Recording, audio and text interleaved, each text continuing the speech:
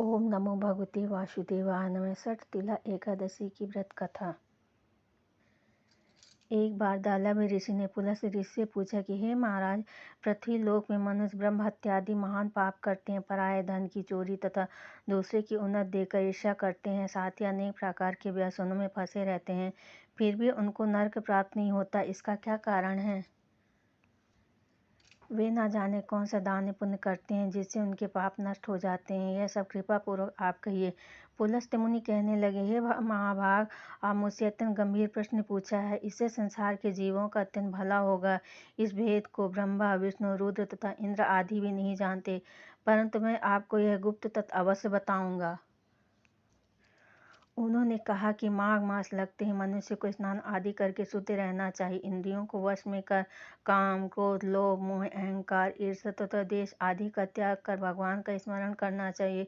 पुष्य नक्षत्र में गोबर, कपास, तिल मिलाकर उनके कंडे बनाना चाहिए। उन कंडों से 108 बार हवन करना चाहिए। उस दिन मूल नक्षत्र और एकादशी तिथि हो तो अच्छे पुण्य देने वाले नियमों को ग्रहण कर स्नानादि नित्य क्रिया से निर्वृत्त होकर सब देवताओं के देव श्री भगवान का पूजन करें और एकादशी व्रत धारण करें। रात्रि को जागरण करना चाहिए। उसके दूसरे दिन धूप, दीप, नैवेद्य आदि से भगवान का पूजन करके खिचड़ी का भोग लगाएं। तत्पश्चात पेठा, नारियल, सीताफल या सुपारी का अर्घ्य देकर स्तुति करनी चाहिए। हे भगवान, आप दीनों को शरण देने वाले हैं, इस संसार सागर में फंसे हुओं का उद्धार करने वाले। हे पुंडरीक, हे विश्वभावन, हे सुब्रह्मण्य, हे पूर्वज, हे जगतपते, आप लक्ष्मी जी सहित इस तुच्छ अर्घ्य को ग्रहण करें। इसके पश्चात जल से भरा घड़ा ब्राह्मण को दान करें तथा ब्राह्मण को श्यामा, गौ और तिल पात्र देना भी उत्तम है। तिल स्नान और भोजन दोनों ही श्रेष्ठ हैं। इस प्रकार जो मनुष्य जितने तिलों का दान करता है उतने ही 1000 वर्ष स्वर्ग में वास करता है।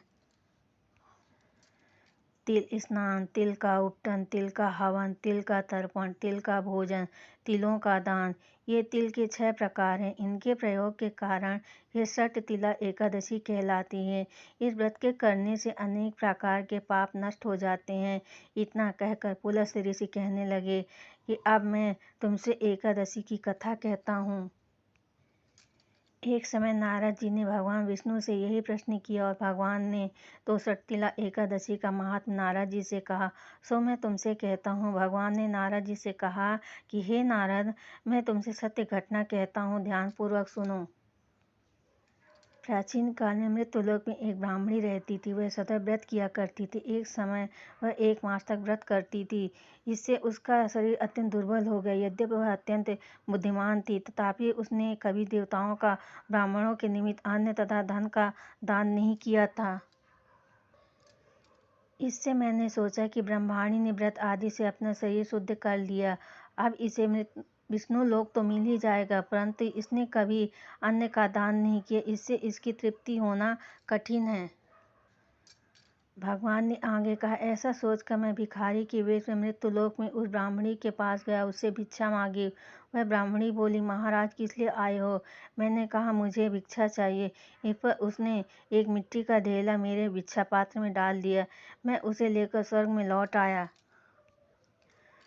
कुछ समय बाद ब्रह्माणी भी शरीर त्याग कर स्वर्ग में आ गई। उस ब्रह्माणी को मिट्टी का दान करने से स्वर्ग में सुंदर महल मिला, परंतु उसने अपने घर को अन्नादि सब सामग्रियों से शून्य पाया।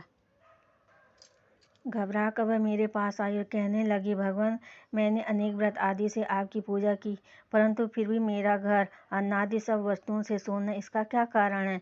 इस पर मैंने कहा, पहले तुम अपने घर जाओ, देव स्त्रियां आएंगी तुम्हें देखने के लिए। पहले उनसे छठ तिला एकादशी का पुण्य और विधि सुन लो, तब द्वार खोलना। मेरे ऐसे वचन सुनकर वह अपने घर गई। जब देव स्त्रियां आईं और द्वार खोलने को कहा तो ब्रह्माणी बोली, आप मुझे देखने आई हैं तो छठ तिला एकादशी का महात्म्य मुझसे कहो।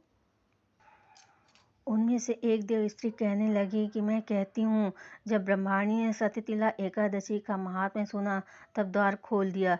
देवांगनाओं ने उसको देखा तो वह गांधर्वी थी और न आसुरी है, वरन पहले जैसे मानुषी है। उस ब्रह्मचारिणी ने उसके कथनानुसार षटतिला एकादशी का व्रत किया। इसके प्रभाव से वह सुंदर और रूपवती हो गई तथा उसका घर अन्नादि समस्त सामग्रियों से युक्त हो गया। अतः मनुष्यों को मूर्खता त्याग कर षटतिला एकादशी का व्रत और लोभ न करके तिलादि का दान करना चाहिए। इससे दुर्भाग्य, दरिद्रता तथा अनेक प्रकार के कष्ट दूर होकर मोक्ष की प्राप्ति होती है। लक्ष्मीपति नारायण की जय हो।